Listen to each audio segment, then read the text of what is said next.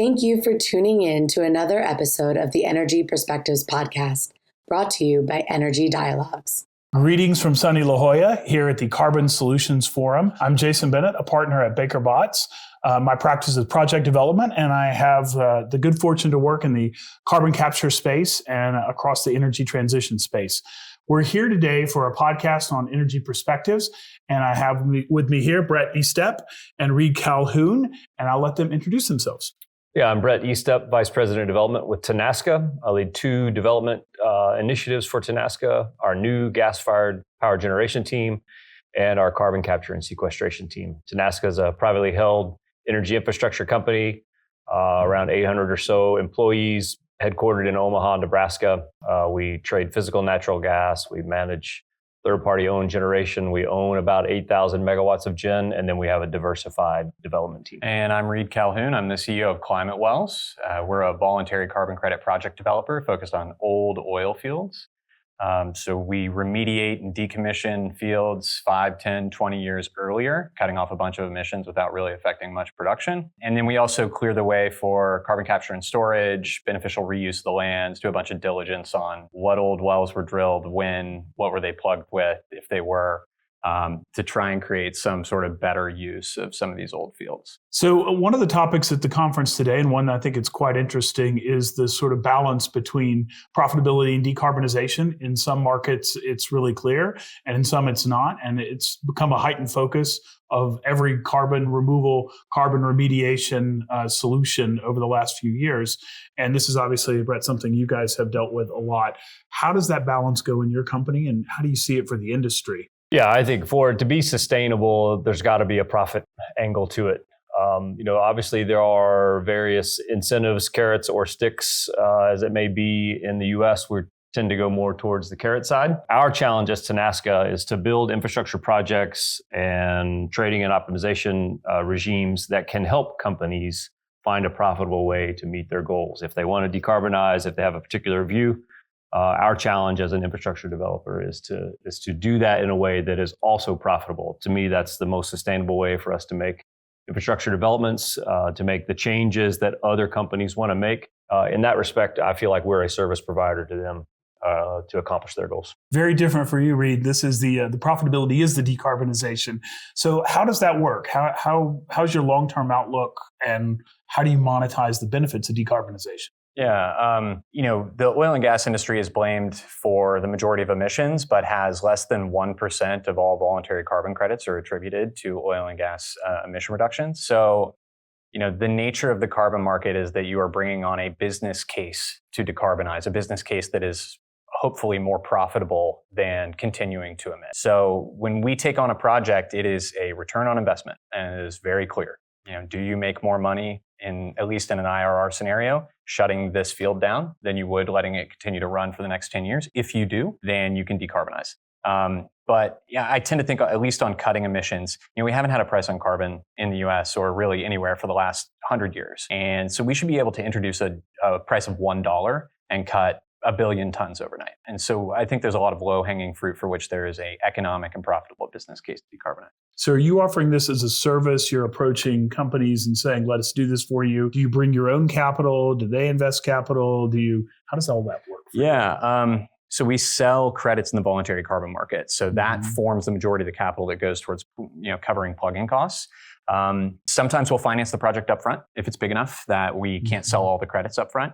But often, these are massive methane reductions that happen relatively overnight at prices in comparison to things like direct air capture at 1/10 or 1/50th of those prices. So, we can do a couple different ways, but majority of the time, I'm endeavoring to sell carbon credits to high emission companies that are focused on methane. And if it's an oil and gas producer that owns some of these assets, do they want them to meet some of the corporate goals they might have about it? Because it's really tough to be in the oil and gas business and to get to some sort of net zero format. Right. So this is maybe a source for them, or how do you look at that? And tell me if you agree with this. Oil and gas companies are lambasted for taking climate action and lambasted for not taking climate action. Yeah. So when we work with an operator, they want to know, how much money am I going to make if I shut the wells down early versus letting them continue to run? but the added value of being able to count against their scope 1, 2, or 3 emissions is a plus. But today they're treated quite differently than other emitters. An energy company doesn't get the same treatment as a company that maybe cuts down trees or runs a landfill, for instance. So for the most part, energy companies demand the credits to offset, but also just want to work on the projects in order to create a better outcome toward the end of life of oil and gas fields. And Bret, you guys are offering solutions, I assume, to people who want more power or to people who want to change the power mix that they have. Or maybe I misunderstood. Maybe they're a broader exactly set of right. solutions. And you've also got your own assets that you're busy decarbonizing. So how do those two business lines kind of work together, or how are they separate? Yeah, I would say we're very agnostic on that piece of it. We would make a strictly financial decision on decarbonization. So we don't have a strict decarbonization goal. What I would say is we trade physical gas, we manage and market it. We trade power, we schedule, optimize, and trade, dispatch third-party wholesale energy assets. But then we own and operate a fleet of about 8,000 megawatts, mostly gas-fired power gen, but also some wind and solar. On the development side, we build all the infrastructure: wind, solar, batteries, green hydrogen, new gas gen, CCS. So for us, that's a series of options. And our goals are really to build the difficult infrastructure to help other people really accomplish whatever their needs are. There is money to be made in that. There is good work to be done in that. We are very much an all of the above kind of company. I don't think there's any long-term change that is made by turning any individual industry into a pariah. So I agree very much, that there are some folks who are damned if they do, damned if they don't. That's just not a great way to get things done. Not only that, but I actually think it's bad policy for us as a country to say take an entire industry and put it aside as, you can't do that or we'll never do this again. It's bad economically. It's bad from a national security standpoint. And there are so many low-hanging fruit opportunities out there for any individual business to make the change that they want to make and also turn that into a market opportunity. It's not a zero-sum game. I know that's probably what y'all's pitch is. That's exactly right. So that's we live in that in-between space of really enabling other folks to do their business. Certainly, we own and operate our own infrastructure, but we can do a lot of different things. We're private, so that gives us a lot of agility around that to not kind of swing and have to respond to too many external stakeholders. Well, it's hard to see a world where we don't have enough electrons, we don't have enough fuels to meet demand, and where apparently electron growth is going northward. You have electrification, which always had its own binge. Then you have onshoring, which has, if it happens and the speed at which it happens, that's going to be a huge electrical load. And then you have data centers and the much predicted, massive increase. Even if it's a third of what we think it is, it's still a massive increase over a zero line. And so you're offering solutions to meet some of those demands. Are you offering like an all-in solution to data centers or hyperscalers or others and saying, we'll do all of it? Yeah, absolutely. We offer a variety of solutions to the data center side. What I would say is we mostly target the fundamentals. So you mentioned onshoring and manufacturing, base load growth, sort of the diminishing returns, not in a strict financial sense, but in a supply mix standpoint of renewables and batteries. We need, and we haven't talked about it much, but aging infrastructure around coal and gas assets that need to retire, that have finished their useful life or are terribly inefficient. Mm-hmm. We need to build new natural gas. We also need to continue to build wind and solar and batteries. I think it's all of these things will happen. So for us, data centers and their really, I wouldn't say their demands are unique. I would just say they are supersized for the marketplace today. That's just one of many people that one of many end-use customers that we would serve. We look at it as a fundamentals-based business. Mm-hmm. And the reason why is it takes forever to build this kind of infrastructure, 5, 6, 7 years. And we really don't want to be too distracted by any shiny, flashy object. But I think if we serve fundamentals and serve customers who serve fundamentals, then certainly we can do quick things for data center folks, behind the meter, existing assets that might have length we can sell. We have a lot of tools in our toolbox. And I think that's the power of diversification, particularly facing a really dynamic future. And so those companies most of them are looking for low carbon solutions. Let's just say if they had option A and option B and they didn't cost much different, they would always go for the low carbon solution. Sure, right. if they can't, and I hear a lot of talk about speed and we need to move fast. I don't see as much of that in the market as I hear about. It's much talked about and less, but there's always things going on underneath. Just because the wave isn't big on top doesn't mean it doesn't have a lot of energy to it. Do you think part of the solution is they're going to build, not low carbon power at the start, and then they're going to be looking to you, Reid, for like offsets, these credits to bring into it to say, well, the combination of these things is our solution? Yeah, well, you hit several things there. One, I do think going fast is easy to talk about and hard to do. And so I think the industry, not the power industry of developers who've got experience in this, but the sort of on the demand side, those folks are really coming to grips with, hey, it takes time to build this scale of really large volume infrastructure. So gigawatt scale power generation.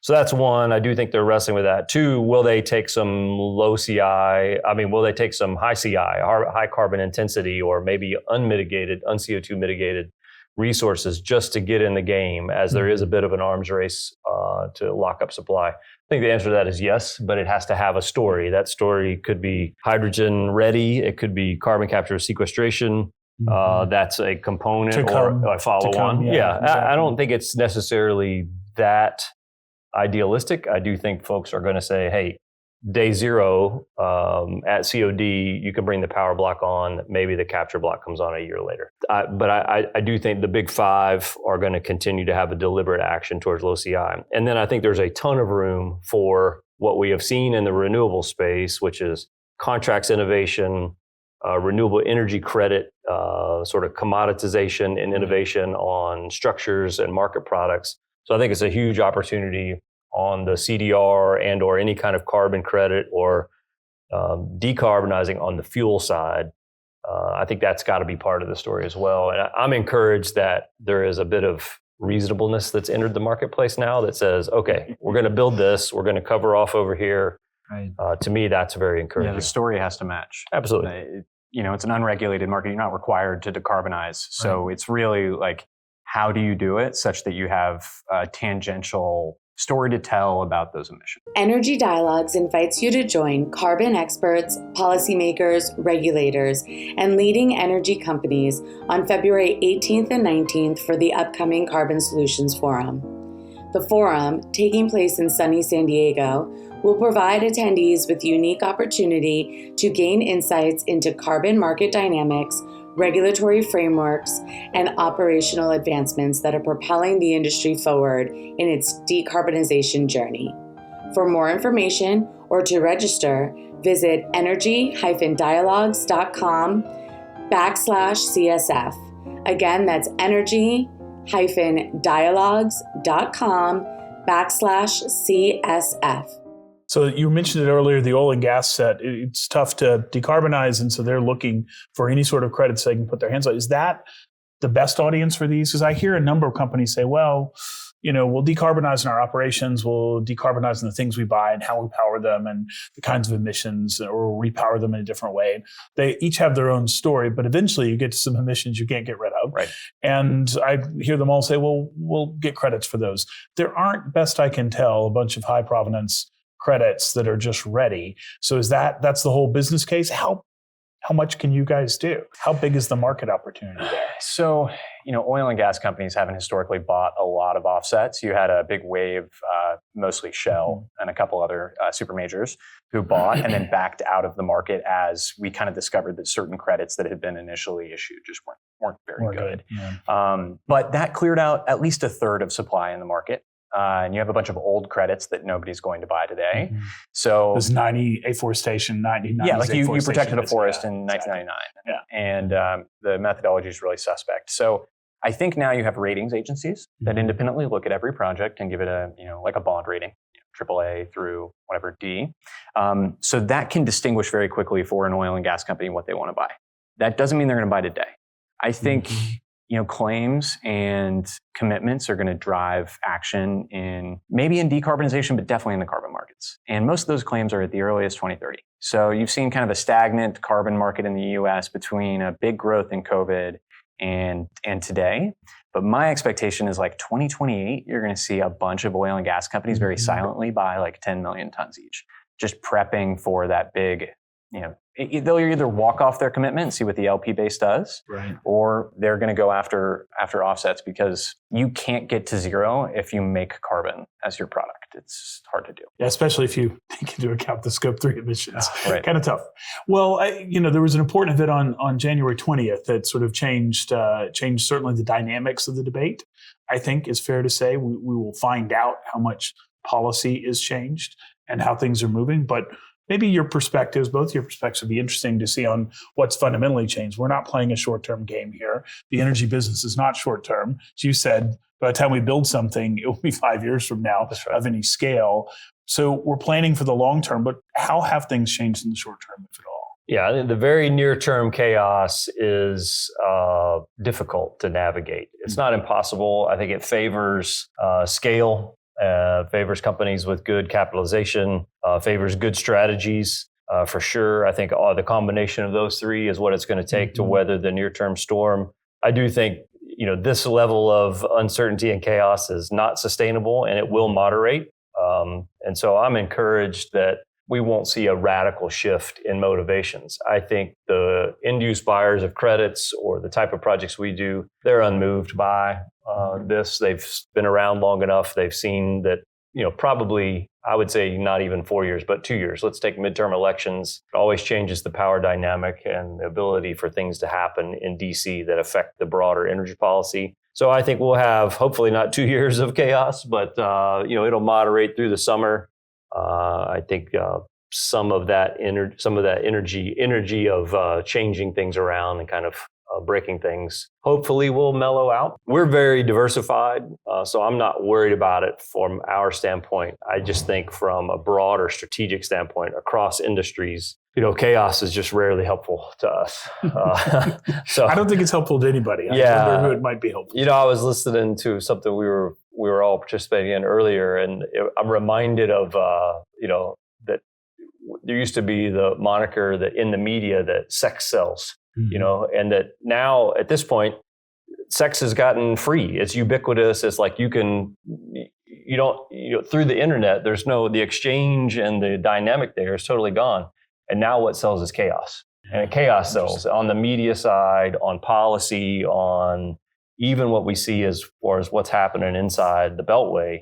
And some of that from a negotiating standpoint is very effective. But and the television show The Bear shows that chaos sells. It's just exactly. Unmitigated chaos every episode. Stresses me out every time I watch it. I can't watch that show. But at the end of the day, for us as business people, I think we've just got to be able to weather that storm and continue to have a good strategy, a good message, and that it will work out. But it does seem a lot like the media environment, and actually even somewhere deep in our emotional psyche, is that there's just something about the chaos that people are drawn to. So that's weird. The voluntary carbon market's a bit different because if you depend on regulatory clarity, this is not a great time for you. But we've had in the voluntary market, we've had regulatory clarity for quite some time, and it's that there is not going to be a carbon tax coming from the US anytime soon. So the voluntary carbon market grew by 10x during the last year of Trump's last presidency. And I think that's driven by, if the government's telling you one thing, there tends to be a groundswell of corporates that want to tell you something different. And so with a lack of federal funding for climate-friendly activities, I think that puts the onus on the private sector, which is what the voluntary carbon market depends on. So a little counterintuitively, I think the voluntary carbon market does well over the next 4 years. Yeah, I would agree. Just the feedback from the end-use customers that we talk to is, hey, I'm less concerned about paradigm A or B, or I don't need this carrot or stick. This is a voluntary program for me. We have our own standards. We will vet the durability of any credit ourselves. So as long as it's a sophisticated organization, which all of these folks are, who are going to make the kind of purchases that you guys are working on, then I agree 100%. This will ride itself out. Then why hasn't it progressed more quickly? I mean, that's a question. As we've watched these projects develop, we can always say, well, there's no price to carbon, so the projects develop more slowly. But there does seem to be, I talked to a lot of different kinds of customers, whether they're strategics or financials, and they're very interested in the product, but the projects haven't come as fast. Is this just the market sorting itself out, figuring out how we want to think about credits that are worth something and not worth something? Like carbon capture in particular, this has not sorted itself out as quickly as people would have thought. I don't know, Reid, what do you think? Early days of a commodity market. I mean, you have storytelling. Nothing's evaluated on a spreadsheet where you can look at all of them today. It is, which forest did you protect or which renewable energy facility did you build out? So, at the same time, we're a $300 million industry in 2019. Today, we're about $4.5 billion. So the expectation, at least from the pundits who like to predict what will happen, is that the standardization of the commodity really drives things forward. But I think the reason that things aren't moving quicker is that nobody made 2025 commitments. And you made all your commitments at 2030 at the earliest, and you're going to act as late as possible ahead of those commitments to either move them or dedicate to the market. So it'll be a big tell over the next 5 years what happens. Yeah, I think the economic philosophy around that is the option value of waiting, and the option value of waiting is very high right now. So folks are going to do that. I would say on the infrastructure side, I think the broader markets, and for sure the capital markets that right now are optimized towards high tech and software and that kind of innovation, the sort of pace and scale of those projects is fundamentally different than what we do on the heavy infrastructure side. And so it takes a long time to do what we do. Yeah. The capital doesn't really love it or appreciate it that much. They come to grips with it rather. And then also in any kind of innovation cycle, there are going to be a ton of startups and a high percentage of those are going to fail. And that's okay. That is sort of it's how innovation works. Yeah, it is how innovation works. It's how natural selection works. I mean, it's bad when there aren't a bunch to choose from.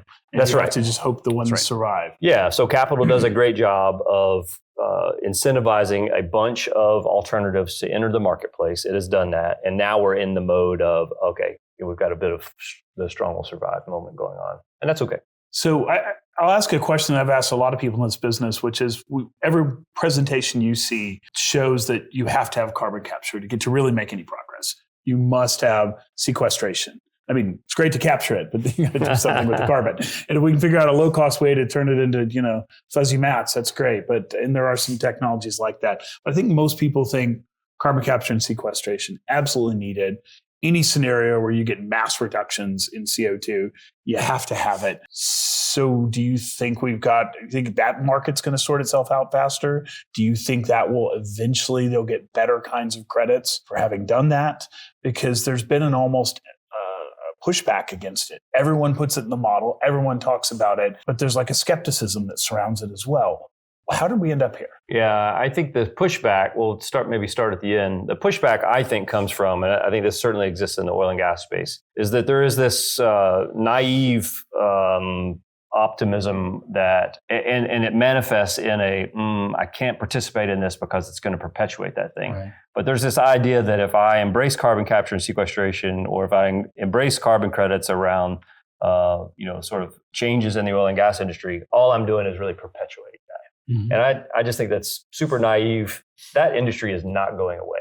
It is not going to go away, nor should it go away. So I think a lot of the industry has come to grips with the fact that, okay, it's not going away. Let me provide some alternatives for it to be done better, to give people options to choose to do things differently on a carbon management standpoint. And, there was just a significant cohort of folks who are like, nope, I can't say anything that causes another well to be drilled. I can't buy another car that combusts a molecule of gasoline.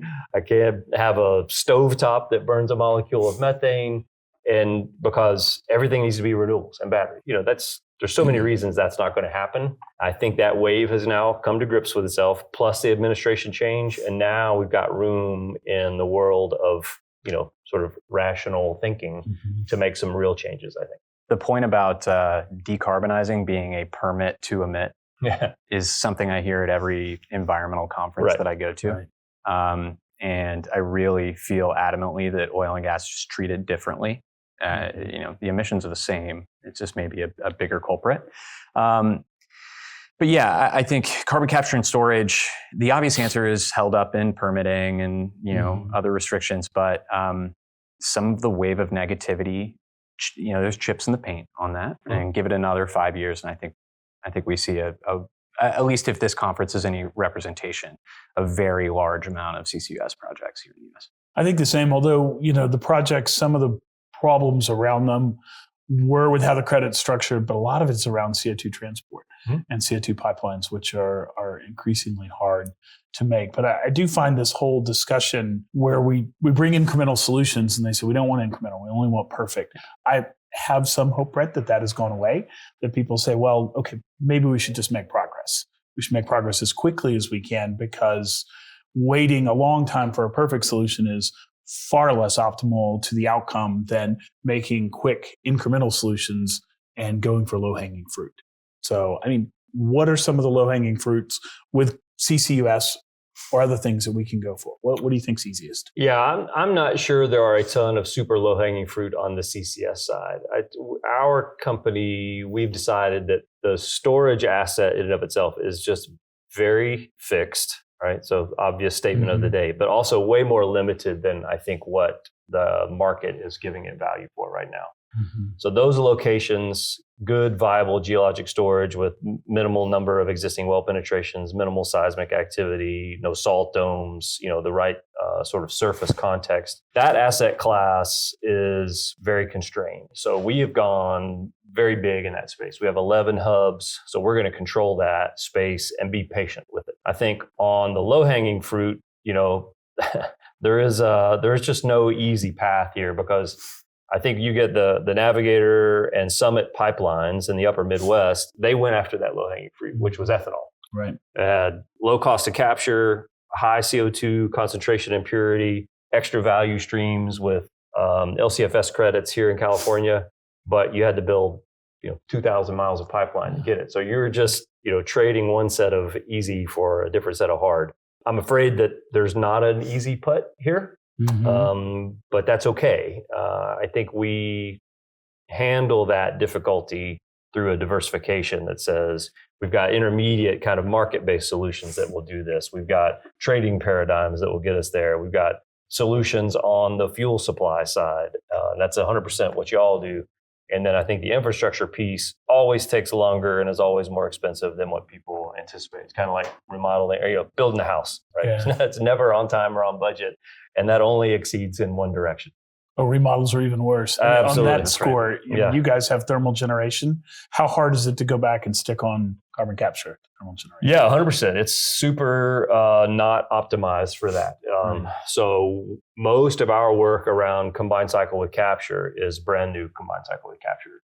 All of our analysis shows that if you can put together the capital, so that's a one-on-one combined cycle with a capture island, that's $1 billion for each of those two components. So you're looking at a $2 billion capex just on the power and capture block side, plus the CO2 transport and storage infrastructure. But it is way more optimized. You can make sure the two plants, the capture and power block, are independent if they need to be. That geographically, people underestimate.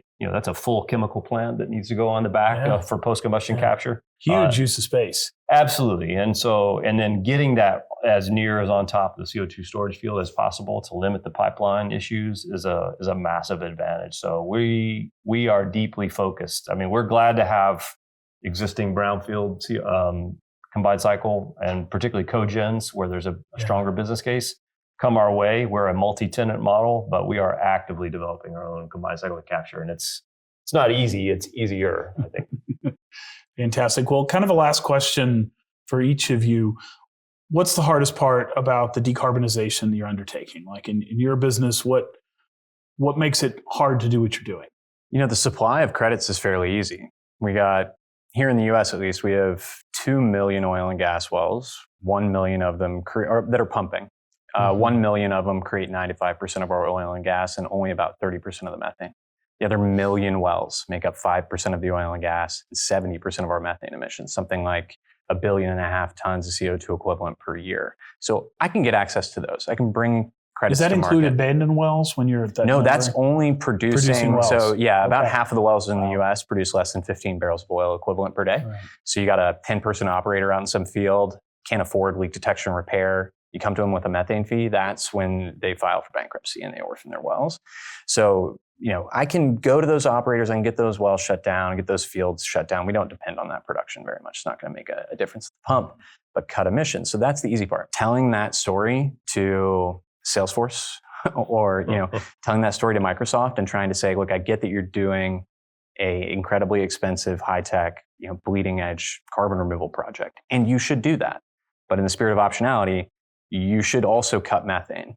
Because if we, for every dollar you spend there, you just get a lot more punch on the emission. So it's, at this point, I'm not selling like a traditional commodity market. I have to tell a story about cutting methane in the heart of America to companies that, traditionally fund high-tech removals.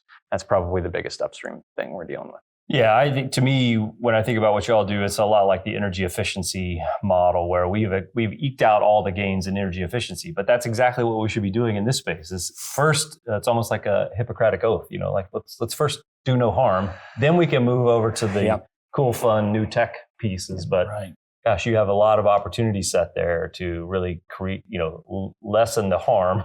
Let's don't make our own problem worse, Yeah, like removals are going to depend, removals are only going to get there if we cut a bunch of methane, cut a bunch of nitrous and a bunch of CO2 this decade. So, it's interesting when you see $1 billion go towards projects that remove 50,000 tons over 10 years. It's like we emit 45 billion tons a year. That's right. It's really hard to invest that, that much in small removals. Yeah, I think for us, as far as the challenge, maybe the biggest challenge is just the mismatch in time scales. We talked about the media cycle and the chaos cycle and people's attention spans. It's just never been more apparent to me in my career, the time frames that it takes, the amount of capital that it takes to do big infrastructure projects is just more and more misaligned with news cycles and monthly billing cycles that people pay attention to, election cycles. They are all far shorter than what it takes for us to do the things we need to do to build big projects. And that's why, high-speed rail dies, new interstate highway projects, DC transmission projects, interstate transmission. We have some experience with that. How many great developers, and it's so intuitively a great idea, but it just takes so long to do. You can never build the momentum and sustain it. So that's kind of the biggest challenge. There's also the external factors, like we have inflation. We don't have enough contractors, and they're all going for some of the same critical goods from the commodity level up to the turbines. Everyone, LNG is expanding, they need turbine. Guess who else needs turbines?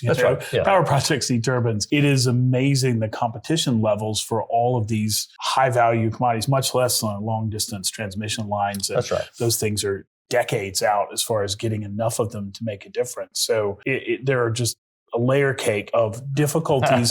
And that's why you have to look at the ones that are easy enough and not get rid of them because you say, well, it's not exactly what we want. We should be doing that. And we can't be reducing the flow of energy. At the same time, we cannot get rid of energy. We need all the energy we can lay our hands on. That's right. I mean, that's good environmental policy is to make just incrementally improve access to quality energy. That includes natural gas. It includes more efficient use of oil. All of those things are progressive and incremental, but they're not super sexy. They're not fun to throw money at, but they absolutely are what it takes. And the beauty is, for us, it's not a zero-sum game. All of these things can be successful. One industry doesn't have to lose for the other to win here. It's kind of preposterous. Well, we kind of need all of them. Yeah, absolutely. As it turns out. Yeah. So, well, look, it's been an absolute pleasure talking with both of you. Thank you. And signing off here from La Jolla.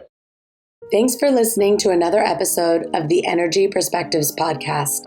We hope you enjoyed this engaging conversation. Be sure to like, subscribe, and follow so you never miss out on an episode of the Energy Perspectives. For more information on Energy Dialogues, please visit energy-dialogues.com. Until next time.